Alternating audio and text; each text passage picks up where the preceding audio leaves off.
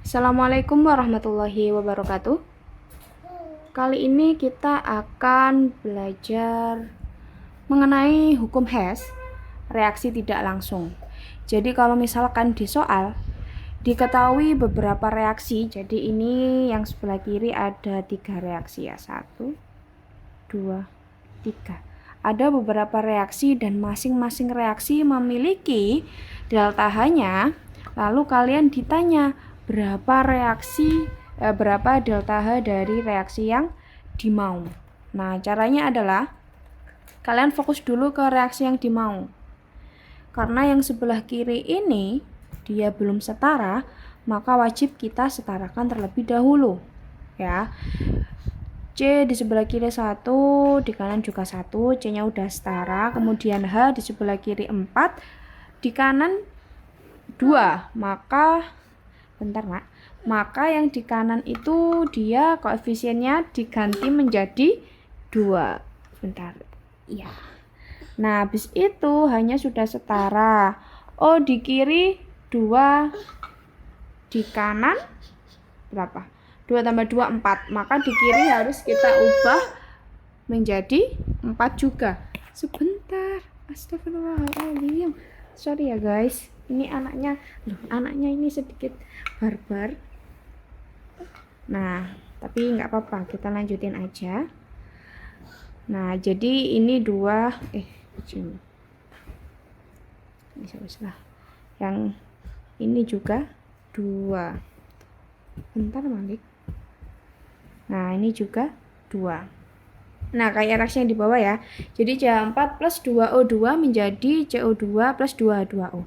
Nah, kalau udah kalian fokus ke masing-masing senyawanya. Jadi kita fokus ke CH4 dulu nih.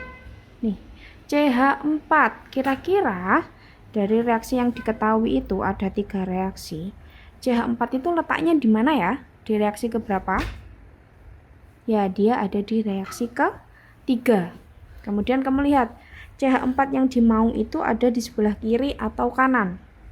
Karena yang dimau ini dia di sebelah kanan, di sebelah kiri, maka yang diketahui tadi, karena ini CH4 yang diketahui itu dia di kanan, maka wajib kalian balik. Dibalik. Nah, kalau sudah, kita lanjut ke senyawa selanjutnya, yaitu O2. Terus kalian lihat O2 itu ada di reaksi keberapa? Ternyata O2 ada di reaksi ke-1 dan ke-2. Kalau dia terletak di lebih dari satu reaksi, maka abaikan saja. Move ke reaksi selanjutnya, yaitu ada CO2. CO2 ini ada di reaksi nomor 2. Kalian lihat, posisinya sudah sama? Ya, sama-sama di kanan ya. Kalau sudah sama berarti nggak perlu dibalik. Oh ya, kemudian koefisiennya juga sudah sama-sama 1, maka dibiarkan saja. Lalu ada H2O. H2O-nya ada di reaksi yang pertama. Dan dia sama-sama di sebelah kanan. Oke, berarti nggak usah dibalik. Tapi koefisiennya beda. Koefisien yang dimau itu 2, sedangkan koefisien yang diketahui itu hanya 1. Maka wajib nih si yang diketahui ini kamu kali 2. Nah, kalau sudah kita eksekusi. Jadi jatuh nak. Jadi reaksi yang pertama wajib kita kali 2. Seperti yang ini ya. Ini yang di reaksi ini. Maka H2 dikali 2 menjadi 2H2, setengah O2 dikali 2 menjadi O2. Habis itu H2O dikali 2 menjadi 2H2O. Nah, delta H-nya juga wajib kamu kalikan 2. Min 285 menjadi min 570. Kemudian reaksi yang kedua, dia tetap ya, karena dia tidak dibalik juga tidak dikali atau dibagi, maka dia tetap seperti yang di sini.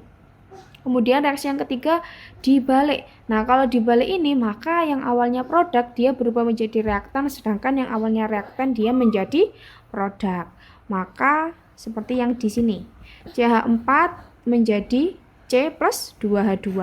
Nah, delta H-nya pun yang awalnya negatif jadi positif, yang awalnya positif dia menjadi negatif. Karena ini awalnya negatif 75, maka dia menjadi positif 75. Nah, kalau sudah coba kita cek. Kalau misalkan ada senyawa yang sama di kanan dan di kiri, maka boleh kita coret. Nah, di sini ada di sini ada C2, ada C, ini kita coret, seret. Kemudian 2H2 juga sama, kanan kiri kita coret. Nah, kalau sudah nggak ada yang sama, ada O2, tapi O2 itu sama-sama di reaktan. Jadi kalau sama-sama di reaktan ataupun di produk, itu nggak perlu dicoret, tapi nanti kita jumlahkan. Nah, yang senyawa-senyawa tidak dicoret, ini kita tulis ulang. Nah, sesuai yang di bawahnya ya, CH4, terus ada lagi O2 sama O2. 1 tambah 1 menjadi 2O2. Lalu ada CO2, kemudian ada 2H2O. Nah, kalau sudah, coba kita cek. Kira-kira reaksi ini, yang hasil coret-mencoret tadi, sama nggak dengan reaksi yang dimau? Nah, kalau sudah sama, tinggal kita jumlahkan semua delta H-nya. Ternyata ketika kita jumlah, dapat nih hasilnya 500, hasilnya min 800. Malik. Nah, mana sih tadi? Hasilnya min 889 kilojoule. Itu kalau misalkan ditanya delta H-nya berapa.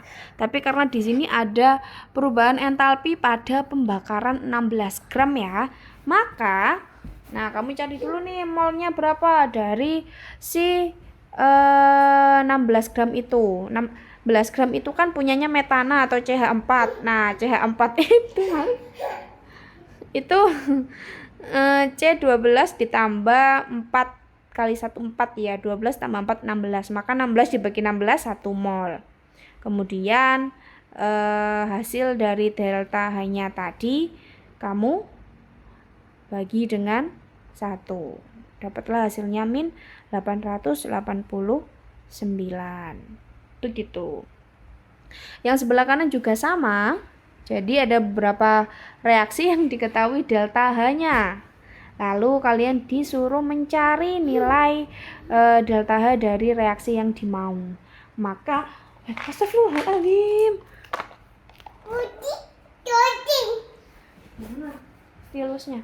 Maka caranya sama. Jadi lihat dulu reaksi senyawa yang pertama, yaitu C2H4 ya.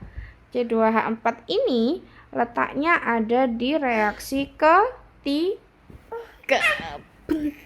Astagfirullahaladzim. Di reaksi ketiga. Di reaksi ketiga. Apa nih?